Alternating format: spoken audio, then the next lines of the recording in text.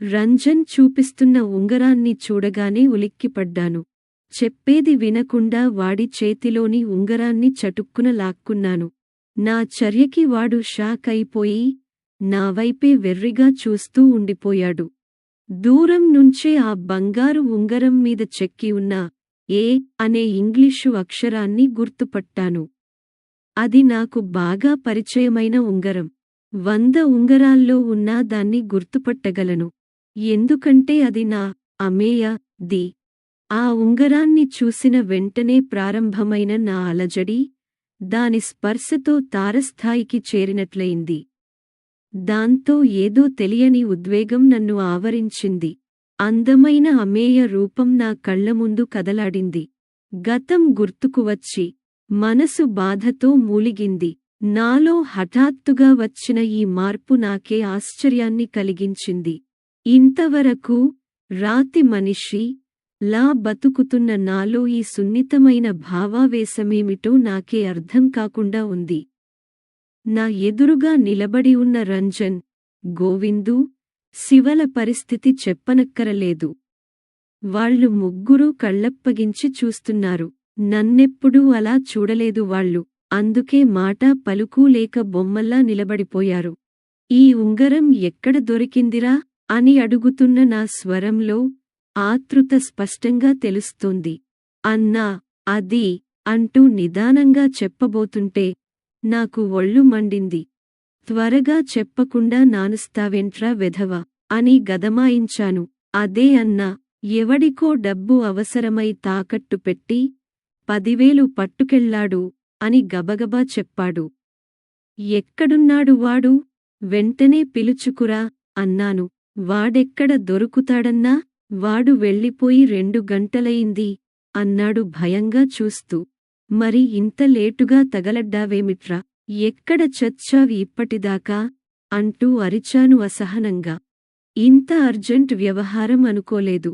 ఆ పళ్లకొట్టు కాశీగాడి బాకీ వసూలు చేసుకురమ్మని ఈ ఉదయం 100 సార్లు చెప్పావు కదా, అదే ముఖ్యమనుకుని అంటూ నీళ్లు నమిలాడు.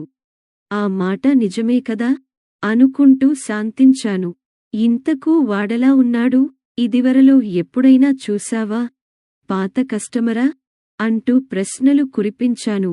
లేదన్నా, వాడినెప్పుడూ చూడలేదు. మన ఊరివాడు కాదనుకుంటా. చూడ్డానికి ఎలా ఉన్నాడు? మళ్ళీ కనిపిస్తే గుర్తుపట్టగలవా? తప్పకుండా. మంచి ఒడ్డు పొడుగుతో సినిమా హీరోలా ఉన్నాడన్నా. కాని తాగుడుకి బాగా అలవాటుపడ్డ వాడిలా ఉన్నాడు. కళ్ళు ఎర్రగా ఉబ్బిపోయి ఉన్నాయి. బట్టలు ఖరీదైనవేగాని బాగా మాసిపోయి నలిగిపోయి ఉన్నాయి. బహుశా మందుకోసమే ఈ అప్పు చేసి ఉంటాడు అన్నాడు రంజన్. సరే, టైం వేస్ట్ చేయకుండా మీరు ముగ్గురూ బయల్దేరండి. ఊర్లో ఉన్న బారలు మందు షాపులు అన్నీ వెతకండి. ఎలాగైనా వాడిని పట్టుకురండి అంటూ ఆర్డర్ వేశాను. వాళ్ళు వెంటనే బయల్దేరారు. ఆ ఉంగారాన్నే చూస్తూ చాలాసేపు గడిపేశాను. అమేయ జ్ఞాపకాలతో నా గుండె బరువెక్కింది. తీయనైన బాధతో నలిగిపోయాను. కాలేజీ రోజుల్లో నేను ఆమెతో ప్రేమలో పడ్డాను. ఆమె ధనవంతుల అమ్మాయి. కాలేజీకి రోజూ కారులోనే వచ్చేది. నాదేమో సైకిల్ స్థాయి. అయినా ఆమెను పిచ్చిగా ప్రేమించాను. ఎలాగైనా పెళ్లి చేసుకుని నా దానిగా చేసుకోవాలని తహతహలాడాను. నా ప్రేమ వ్యక్తం చేస్తే అంగీకరించకపోదు అనే చిన్న ఆశ ఉంది. చీ కొడుతుందేమో అన్న భయం కూడా ఉంది. అయినా ధైర్యం చేసి నా మనసులోని మాట చెప్పేశాను. అమేయ వెంటనే సమాధానం చెప్పలేదు. నావైపు జాలిగా చూస్తూ చిన్నగా నవ్వింది. నీ ధైర్యాన్ని మెచ్చుకోవాలి రఘువీర్. ఇప్పటిదాకా నీ స్థాయి వాళ్ళెవరూ నాకు ఇలా ప్రపోజ్ చేయలేదు. నా మాటలు నీకు బాధ కలిగించవచ్చు. అయినా చెప్పక తప్పదు. నీలో ఏమి చూసి నిన్ను పెళ్లి చేసుకోవాలి? ఐశ్వర్యంలో పుట్టి పెరిగిన నన్ను నువ్వు ఎలా పోషించగలవు? నా కోరికలు ఎలా తీర్చగలవు? నేనే కాదు, నాలాంటి ఏ ఆడపిల్లా నిన్ను పెళ్లాడడానికి ముందుకు రాదు. కలల్లో బతకకు, వాస్తవంలోకి రా. చదువు మీద శ్రద్ధ పెట్టు. మంచి ఉద్యోగం సంపాదించుకో. అప్పుడు ఆలోచిద్దువుగాని పెళ్లి గురించి. అప్పుడైనా నేను నీకు అందననుకో అంటూ నవ్వేసి వెళ్ళిపోయింది. ఫలితం ముందే ఊహించినా ఏమూలనో చిన్న ఆశ. ఆ ఆశ అడుగంటిపోయింది. బాధ తట్టుకోలేకపోయాను. ఒంటరిగా కూర్చుని చాలా రోజులు ఏడ్చాను. డబ్బు సంపాదించాలన్న కోరిక నాలో రోజురోజుకు బలపడసాగింది. ఎలాగైనా డబ్బు గడించాలి. ఏ దారైనా ఫర్వాలేదు. ఎంత త్వరగా వీలైతే అంత త్వరగా డబ్బు సంపాదించేయాలి. అప్పుడు అమేయనిచ్చి పెళ్లి చేయమని వాళ్ల నాన్ననే అడగాలి అనుకుంటూ కలలు కనడమే కాదు, వాటిని సాకారం చేసుకోవడానికి ప్రయత్నాలు మొదలుపెట్టాను. చదువు మానేసి వరంగల్ వదిలి విజయవాడ వచ్చేశాను. బతకడానికి ఎన్నో పనులు చేశాను. డబ్బు గడించడానికి అడ్డమైన దార్లు తొక్కాను. ఎన్నో వ్యాపారాలు చేశాను. చివరకు ఫైనాన్స్ లో సెటిల్ అయ్యాను. అదే అన్నిటికన్నా లాభసాటిగా ఉంది. ఎక్కువ వడ్డీలకు అప్పులివ్వడం, సరైన మనుషులను పెట్టి వసూలు చేసుకోవడం నాకు కష్టం కాలేదు. పోలీసులకు లంచమిచ్చి వాళ్ల సమస్య లేకుండా చూసుకున్నాను. డబ్బు వసూలు చేసుకోవడంలో ఎంతకు తెగించడానికైనా వెనుకాడలేదు. కానీ నా ఆశ మాత్రం తీరలేదు. అప్పటికే అమేయకు పెళ్లి అయిపోయిందని, భర్తతో వరంగల్ విడిచి వెళ్ళిపోయిందని తెలిసింది. మళ్లీ బాధతో నలిగిపోయాను. ఏడాది తర్వాత బాగా డబ్బున్న అమ్మాయిని పెళ్లి చేసుకుని మరింత ధనవంతుడిని అయ్యాను. ఇంతకూ అతనెవరు? ఆమె భర్త? అదే నిజమైతే అమేయ జీవితం అస్తవ్యస్తంగా ఉన్నట్లేనా? ఆమె నాకు దక్కకపోయినా హాయిగా జీవిస్తూ ఉంటుందని అనుకున్నానే ఇన్నాళ్ళు. నా ఊహ కరెక్ట్ కాదా? ఆమె ఎక్కడుందో ఏమో అని తలపోస్తున్న నాకు నా ఆలోచనలు చిత్రంగా తోచాయి. నాకు దక్కని అమేయ గురించి బాధపడుతున్నానేమిటి? సంతోషించాలి కదా అనుకుంటే నాకే విచిత్రంగా అనిపించింది. అయితే ఇప్పటికీ అమేయను నేను ప్రేమిస్తున్నానన్నమాట అనుకున్నాను. 2 గంటలు గడిచినా ఏ వివరాలు అందకపోయేసరికి చాలా అశాంతితో వేగిపోతున్నాను. ఏ పని మీద మనసు లగ్నం చేయలేకపోతున్నాను. ఇంతలో మా ఆవిడ నుంచి ఫోన్. భోజనానికి రాలేదేం? టైము చూసుకున్నారా? 2 దాటింది. తొందరగా రండి. చిన్నాడికి జ్వరంగా ఉంది. ఇలాంటప్పుడైనా ఇంటి పట్టున ఉండొచ్చు కదా. ఎంతసేపూ డబ్బు సంపాదనే అంటూ దెప్పుతోంది అనసూయ. ఈరోజు చాలా పనుంది. భోజనానికి రావడం కుదరదు అని ముక్తసరిగా మాట్లాడి ఫోన్ కట్ చేశాను. మరో గంట తర్వాత ముఖాలు వేలాడేసుకుని వచ్చారు ముగ్గురు. వాళ్లని చూస్తుంటేనే తెలుస్తోంది అతను దొరకలేదన్న విషయానికి. అప్పుడు నా మనసులో ఒక ఆలోచన తళుక్కున మెరిసింది. ఒరే, వాడికి క్యాష్ ఇచ్చావా? ఫోన్ పే చేశావా అని అడిగాను ఆతృతగా. అప్పుడు వాడికి కూడా వెలిగినట్లుంది. ఉత్సాహంగా ఫోన్ బయటకు తీశాడు. ఈ మాట ముందే చెబితే 3 గంటల శ్రమ వృధా అయ్యేది కాదు కదా అంటూ చకచకా ఫోన్లో వెతికి అతని పేరు శ్రావణ్ అని చెప్పి అతని నంబర్ కూడా పైకి చదివాడు. ఇంకేమిటి ఆలస్యం? ఫోన్ చెయ్యి వెంటనే అని అరిచాను. రంజన్ 3 సార్లు ప్రయత్నించాడు కాని శ్రావణ్ ఫోన్ ఎత్తలేదు. నిరాశగా పెదవి విరిచాడు రంజన్. ఏం ఫర్వాలేదు. పోలీస్ స్టేషన్కి వెళ్ళి లైవ్ లొకేషన్ కనుక్కోమను అన్నాను హుషారుగా. సూపర్ ఐడియా, ఇప్పుడే వెళ్తాను అంటూ రంజన్ బయటకు నడిచాడు. సుమారు గంట తర్వాత వచ్చాడు రంజన్. వాడితో ఎవరూ లేకపోయేసరికి డీలా పడ్డాను. ఏమైందిరా? వాడు దొరకలేదా అన్నాను నీరసంగా. వాడిది వైజాగ్ అన్నా. ఇప్పుడు వాడు బస్సులో వైజాగ్ వెళ్తున్నాడు. పూటుగా తాగేసి బస్సెక్కేసి ఉంటాడు. అందుకే ఫోన్ తీయలేదు. వాడి ఫోన్ నంబర్ సహాయంతో మన ఎస్ఐ గారు చాలా వివరాలు సేకరించారు. ఇదిగో ఇది నీకు ఇమ్మన్నారు అంటూ ఒక కాగితం నాకు అందించాడు. ఆతృతగా అది లాక్కుని అందులో ఉన్న వివరాలు చదివాను. చదవడం పూర్తికాగానే మనసంతా చేదుగా అయిపోయింది. నా మనుషులను బయటకు పొమ్మన్నట్లు సైగ చేశాను. శ్రావణ్ అమేయ భర్తే. వ్యాపారంలో బాగా దెబ్బతిని దీనస్థితిలో ఉన్నాడు అని తెలియగానే ముందు కాస్త బాధ కలిగిన అమేయను సొంతం చేసుకోవడానికి ఒక దారి దొరికిందని సంతోషం వేసింది. మర్నాడే వైజాగ్ బయల్దేరాను. నాకున్న కార్లలో అతి ఖరీదైన BMW కారులో వెళ్లే ముందు అద్దంలో అతి బరువైన నా బంగారు గొలుసు, చేతికున్న వజ్రపుటుంగరాలు, బ్రేస్లెట్ చూసుకుని సంతృప్తితో తలాడించాను.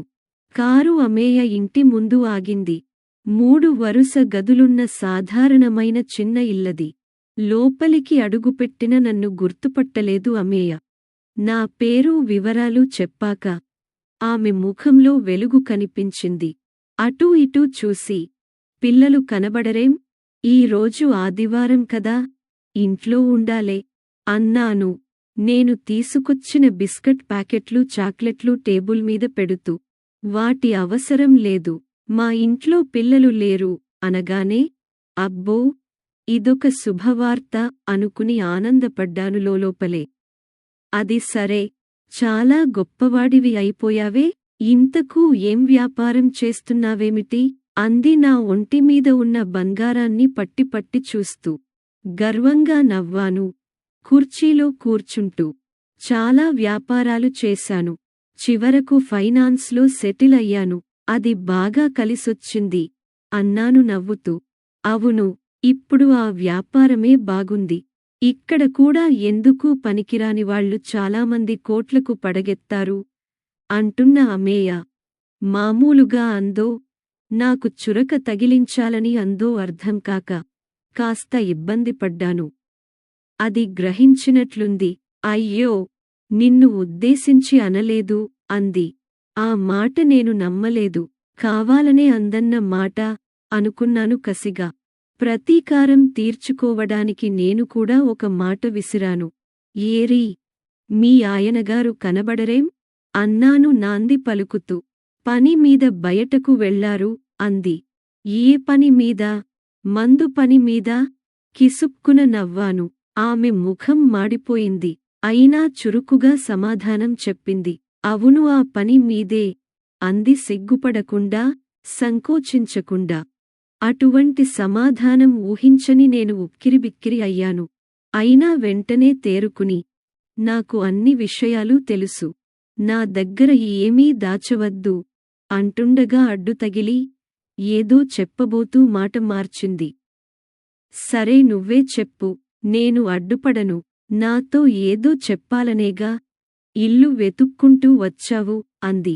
మీ ఆయన పెద్ద తాగుబోతు అన్న విషయానికి నిన్ననే తెలిసింది అంటూ నిన్న జరిగిన వృత్తాంతమంతా చెప్పి ఉంగరం అందివ్వబోయాను. ఆమె తీసుకోవడానికి సుతరామూ ఇష్టపడలేదు.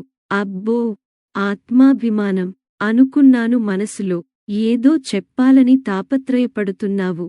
నీ మనసులో ఏముందో నిస్సంకోచంగా చెప్పు అని అమేయ అన్నప్పటికీ కాస్త సందేహించాను. కాసేపు కబుర్లలో పెట్టి అప్పుడు చెప్పాలని అనుకున్నా. ఆమె ఇచ్చిన చొరవతో మొహమాటపడకుండా చెప్పడం మొదలుపెట్టాను. కాలేజీ రోజుల్లో నీతో ఏం మాట్లాడాలన్నా ధైర్యం చాలేది కాదు. ఇప్పుడు ధైర్యం పుష్కలంగా ఉంది. సూటిగా ఒక మాట అడుగుతాను, ఏమీ అనుకోకు. నాతో వచ్చేయ్, నిన్ను పువ్వుల్లో పెట్టుకుని చూసుకుంటాను. ఎందుకీ బ్రతుకు? కనీస అవసరాలు తీర్చలేని తాగుబోతు మొగుడితో ఎందుకు కష్టాలు పడతావు? పిల్లలు కలిగే భాగ్యం కూడా లేని సంసారం ఎందుకంటావు అని అడుగుతున్నానే గాని, అమేయ ఏ క్షణాన విరుచుకుపడుతుందో అని భయపడుతూనే ఉన్నాను. కాని ఆమె ప్రశాంతంగా వింటూనే ఉంది. నా పని సులువు అయిపోతున్నందుకు ఉబ్బితబ్బిబ్బు అయిపోతున్నాను. మరి నీ భార్యా పిల్లలు? నీకా సమస్య ఉండదు. నీకు ప్రత్యేకంగా ఒక భవనం కేటాయిస్తాను, సకల సదుపాయాలతో. అంటే ఉంచుకుంటావా? ఛా, అదేం మాట! నువ్వలా ఫీలైతే నా పెళ్ళాం, పిల్లలను వదిలేస్తాను. నీకన్నా నాకెవరూ ఎక్కువ కారు. ఇప్పటికీ నన్ను అంతగా ప్రేమిస్తున్నావా? అందులో ఏ సందేహమూ లేదు అంటున్న నన్ను నేను తమాయించుకోలేకపోతున్నాను. ఆనందంతో ఉక్కిరిబిక్కిరి అవుతున్నాను. నా మీద నీకున్నది ప్రేమ కాదు, కామం అనగానే నా కళ్ళు బైర్లు కమ్మాయి. ఇదేం తిరకాసు అనుకున్నాను. నా గురించి చాలా తెలుసుకుని వచ్చావని అనుకున్నాను. నా గురించి నా సంసారం గురించి నీకు ఏమీ తెలియదు. నా భర్త నువ్వు అనుకుంటున్నట్లు తాగుబోతు కాదు. నీకు చాలా విషయాలు చెప్పాలి. నాతో రా అంటూ ముందుకు నడిచింది. ఆమెనే చూస్తూ వెర్రివాడిలా ఆమెను అనుసరించాను. నేరుగా పూజ గదిలోకి తీసుకెళ్ళి, చూడు. బాగా చూడు. వాడే నా కన్నకొడుకు. 6 నెలల క్రితమే క్యాన్సర్తో చనిపోయాడు. వాడిని బతికించుకోవడానికి మావారు చేయని ప్రయత్నమంటూ లేదు.